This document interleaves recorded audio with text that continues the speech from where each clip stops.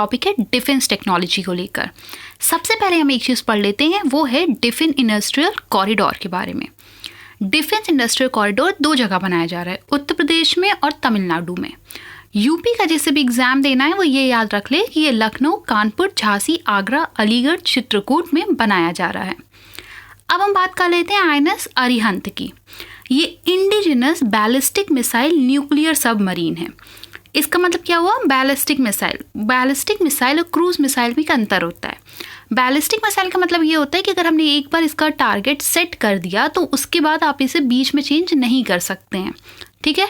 वहीं अगर जब हम क्रूज मिसाइल की बात करें तो अगर आपने एक बार टारगेट सेट किया और बीच में आप क्या कर सकते हैं, इसको सुपरवाइज कर सकते हैं, मतलब मिड वे में ही आप इसको चेंज कर सकते हैं इसका डायरेक्शन। तो ये दोनों में होता है डिफरेंस। तो आईएनएस अरिहंत जो है वो इंडिजिनस, मतलब हमने खुद बनाई है, हमारी कंट्री ने, बैलिस्टिक मिसाइल न्यूक्लियर सबमरीन है, ठीक है। इसी में जो आगे एक और आएगी उसका नाम है आईएनएस अरिघात, ठीक है। तो ये भी क्या होगी? Indigenous ballistic missile nuclear submarine होगी। अब हम बात करें अग्नि 5 की। अग्नि 5 nuclear capable intercontinental ballistic missile है। ये आपको याद रखना पड़ेगा कि ये इंटरकॉन्टिनेंटल बैलिस्टिक मिसाइल है। ये जो है वो सरफेस टू सरफेस है। इसका रेंज 5000 किलोमीटर है। हमने देखा है अग्नि 1, 2, 3, 4 आई है, साथ ही में जो 5th वन है इसका रेंज क्या है? 5000 किलोमीटर। ये किस प्रिंसिपल पे काम करती है? वो है फायर एंड फॉरगॉट।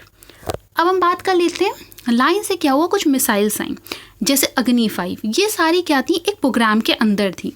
उसका नाम था integrated guided missile development program, जो कि स्टार्ट किया था एपीजे अब्दुल कलाम जी ने। इसके अंदर 5 मिसाइल का प्रोग्राम था। उस 5 मिसाइल को याद करने के लिए आप पटना के नाम से उसे याद कर सकते हैं। पहली है पृथ्वी जो है वो है short range surface to surface missile. Agni ballistic missile. Trishul जो है वो है short range surface to air missile. Nag 3 क्या है? नाग जो है वो 3rd generation anti tank guided missile है। आकाश क्या है? Surface to air. अब हम बात कर लेते हैं वर्णास्त्र के बारे में। ये पहली बात तो जो याद रखना है वो ये है कि ये इंडिजिनसली मेड बनाई गई है, ठीक है। उसके बाद जो बात याद रखनी है वो है ये हैवी वेट टॉर्पीडो है। अब हम बात करें टॉर्पीडो क्या होता है। जैसे एयर के लिए मिसाइल होती हैं एयर मिसाइल्स, वैसे ही अंडर वाटर की जो मिसाइल होती है उसे हम टॉर्पीडो कहते हैं। तो ये हुई वर्णास्त्र। अब है नाग मिसाइल। नाग मिसाइल क्या होती है? Anti tank guided missile. ये 3rd जनरेशन की है, फायर एंड फॉरगॉट के प्रिंसिपल के काम करती है और इसको कहीं से भी लॉन्च किया जा सकता है from land and air. Minimum range जो है उसका वो 500 मीटर है, मैक्सिमम 4 किलोमीटर है। ये बात याद रखने के लिए ज़रूरी नहीं है एकदम भी, क्योंकि आपको एग्जाम में ज़्यादा ये याद रखना है कि ये है क्या, ये सबमरीन है, मिसाइल है, क्या है ये, ठीक है। और साथ ही में इसका एम क्या है, बस इससे ज़्यादा आपको याद रखने की ज़रूरत नहीं है। फिर आ जाता है मारीच। ये क्या है? ये एडवांस टॉर्पीडो है। एडवांस टॉर्पीडो डिफेंस सिस्टम, इसे बनाया है डीआरडीओ ने आत्मनिर्भर प्रोग्राम के अंदर। अब बात कर लेते हैं एसैट के बारे में। ये थोड़ा इंपॉर्टेंट है। इसका फुल फॉर्म है एंटी सैटेलाइट मिसाइल। ये क्या करेगा? डिस्ट्रॉय करेगा और जैम करेगा दूसरी सैटेलाइट्स को, जो अदर कंट्री की सैटेलाइट्स हैं स्पेस में। ऐसे नॉर्मल डेज में नहीं, अगर कभी ज़रूरत पड़ी तब के लिए ये है। तो इसे कहते हैं एंटी सैटेलाइट मिसाइल। ये बनाई गई मिशन शक्ति के अंदर। और भारत ऐसा 4था कंट्री है यूएसए, रशिया, चाइना के बाद जिसने कोई भी एंटी सैटेलाइट मिसाइल बनाई है। 20,000 के रेंज के ऊपर ये कोई भी सैटेलाइट को डिस्ट्रॉय नहीं कर पाएगा। इसके बाद बात आती है पिनाका की। ये indigenous multi barrel rocket launch system है। सिर्फ जो आपको याद रखना है वो ये है कि पिनाका क्या है? Multi barrel rocket launch system, DRDO ने इसे बनाया है। अब बात कर लेते हैं ब्रह्मोस के बारे में। ब्रह्मोस पहली बात तो देखी गई कि ये 2 कंट्री के रिवर का नाम है। ब्रह्मपुत्र भारत से और रिवर मोस्कवा जो कि है रशिया की। ये सुपरसोनिक क्रूज मिसाइल है, ठीक है। सबसोनिक, हाइपरसोनिक, सुपरसोनिक 3 तरह की होती है। तो ये सुपरसोनिक क्रूज मिसाइल है। इसे कहीं से भी लॉन्च किया जा सकता है from ship, aircraft and land, और ये कहीं भी टारगेट कर सकती है एट सी और लैंड।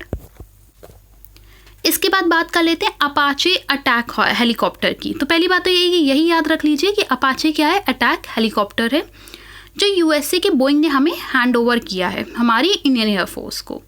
ये हर वेदर के लिए केपेबल है। अब बात कर लेते हैं चिनूक की। ये हैवी लिफ्ट हेलीकॉप्टर है। ये केपेबल है एयर लिफ्टिंग के लिए, diverse military and non military loads के लिए। ठीक है, तो ये एयर लिफ्टिंग के लिए बेसिकली यूज़ होगा। हैवी लिफ्ट हेलीकॉप्टर है। स्पाइक LR क्या है? ये एंटी टैंक गाइडेड मिसाइल है इजराइल से। ये बेसिकली हमने ली थी बालाकोट एयर स्ट्राइक के बाद।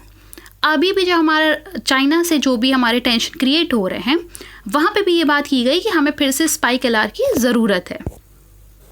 बात कर लेते हैं अकूला की। ये थोड़ा इम्पॉर्टेंट है। अकूला जो है वो अटैक सबमरीन है। ठीक है, ये nuclear powered and armed submarine है। इसे हमने लिया है, लीज किया हुआ है रशिया से, और ये रिप्लेस करेगी हमारे INS चक्रा को। इसके बाद बात कर लेते हैं राफेल की। ये French twin engine and multi role fighter aircraft है। रेंज इसका भी ज्ञात कर सकते हैं आप, 3700 रेंज है। लोड कैपेसिटी इसकी 9500 है। अब बात कर लेते हैं भाभा कवच क्या है। भाभा कवच एक lightest and cheapest bullet proof jacket है जो कि हमने इंडिजिनसली बनाया है। INS शिवालिक ये लीड शिप है ऑफ फर्स्ट स्टील फ्रिगेट। अच्छा, इसका मतलब क्या होता है? ये एस्केप कर सकते हैं detection by normal radars and surveillance equipment. मतलब ये रडार के डिटेक्शन में नहीं आएंगे। इसे बनाया गया है प्रोजेक्ट 17 के अंडर। इसका जो पूरा कंटेंट है उसमें 80% हमारा कंटेंट ही यूज़ हुआ है, मतलब इंडिजिनस कंटेंट यहाँ पे यूज़ हुआ है। तो ये कुछ डिफेंस टेक्नोलॉजी के बारे में था। आगे इसकी और भी वीडियोस आती रहेंगी। Thank you.